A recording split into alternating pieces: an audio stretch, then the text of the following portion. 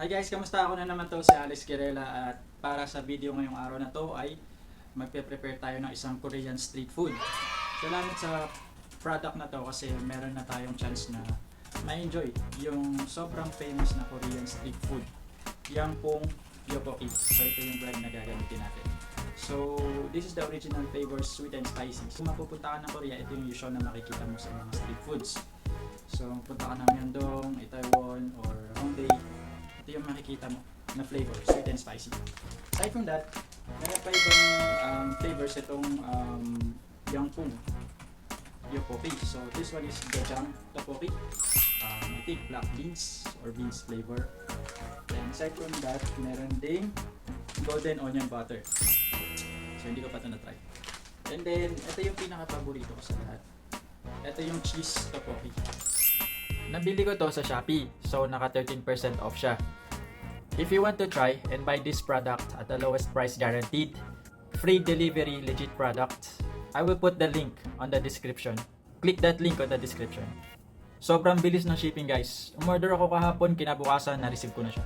Bumili na rin ako ng ibang flavors para masubukan ko siya. Madali lang tuloy guys. Tara, start na tayo.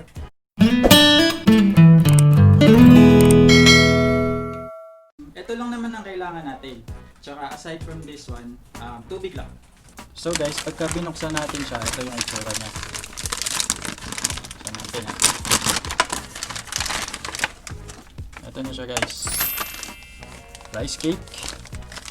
Tsaka meron, ito yung pinaka sauce niya. Cheese powder. Maliit na pan lang guys.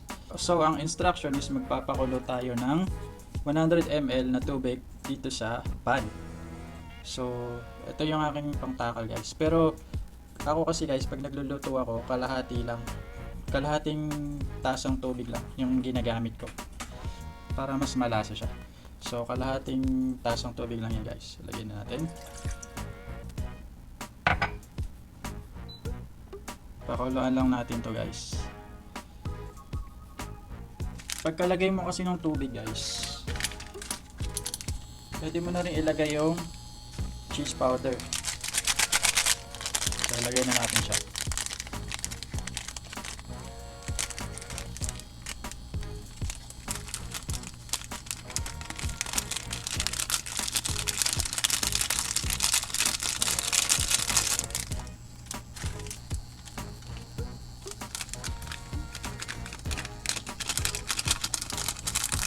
Yun. Siyempre, mix lang natin yung solution sa water siyempre. Ayan.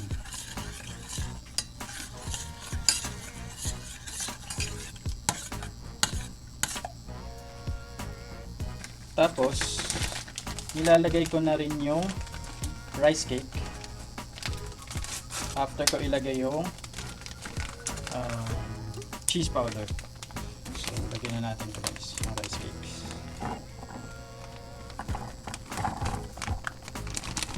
Yun.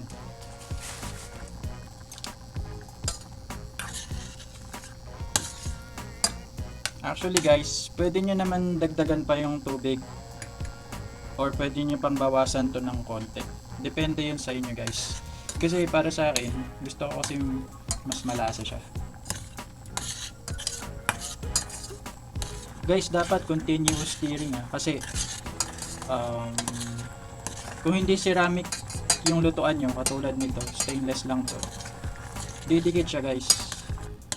Hintayin lang natin siya guys na lumapot yung kanyang pinaka sauce. Hintayin lang natin siya lumapot.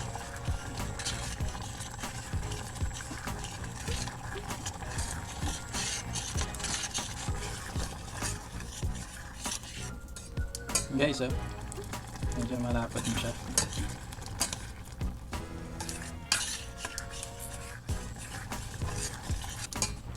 At this point, pwede na to guys. Pero syempre, mas gusto ko na cheesy pa siya, lalo. So, maglalagay pa ako ng cheese. Mag-add pa ako ng cheese sa kanya guys. So, dalawang slice lang ng quickmelt cheese. So, lagay lang ako. Yun. Easy na talaga yan guys. Haluin mo lang siya ng haluin. Tapos hintay lang natin matunaw yung cheese. And then, luto na siya. Guys, kamusta? Sobrang cheesy nito guys. Tingnan niyo.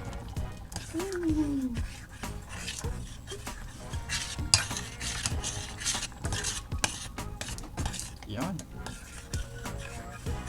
Okay. Pwede na to guys. Patayin na natin yung apoy. Oh guys, closer look guys. So, I present to you Cheese Topokki. Very popular Korean street food in the convenience of your home guys. So, sarap niya guys. Diba? Okay, lipat na natin to sa pan. Guys, shit. Sarap. Sabaw. Sobrang cheesy Kaya ako siya favorite Cheese lover kasi ako guys. Kung di natatanong. Okay. Pwede to hanggang 2 servings guys. Pero syempre, kulang pa nga to sa akin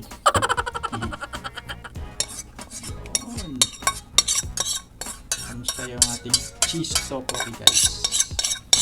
Sarap diba? Sinitin natin yan.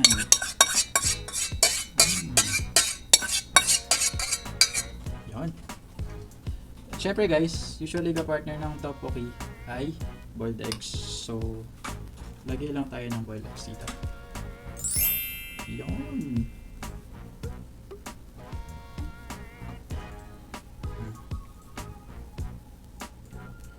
Yun. Tapos, isa pang cheese. Yun. Perfect. So, yan na guys. So, shit. Sarap. So guys, ito na siya. Ang ating cheese tteokbokki. Very cheesy tteokbokki. So, taste test.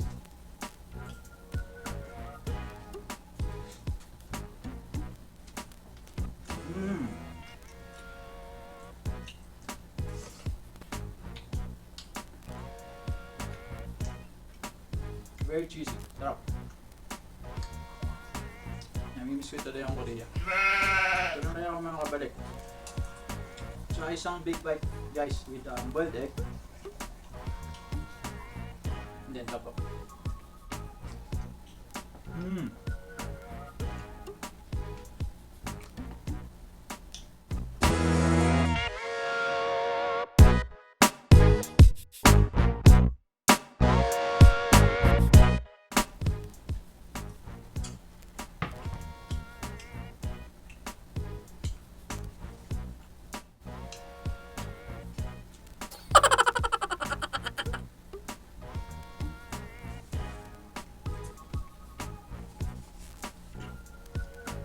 So I hope guys na nagustuhan itong video. At let me know guys kung nag-try din kayo nitong tteokbokki ha. Comment down below kung ano yung experience nyo dito sa tteokbokki na ginawa natin today. By the way guys, meron akong Korea vlog. Susulat ko siya guys sa description, yung link niya, para mapanood nyo din siya. So guys, thank you for watching this video at I hope na nag-enjoy kayo at may natutunan kayo. By the way guys, don't forget to like this video. And if you're new to my channel, please don't forget to subscribe and hit that notification bell para updated kayo sa mga susunod na videos na gagawin ko soon. And by the way guys, hint for the next video, may kinalaman pa sa Korea. I'm going to have a Korean haircut sa isang Korean barbershop dito sa Metro Manila. So thank you guys, stay tuned and see you next time, okay?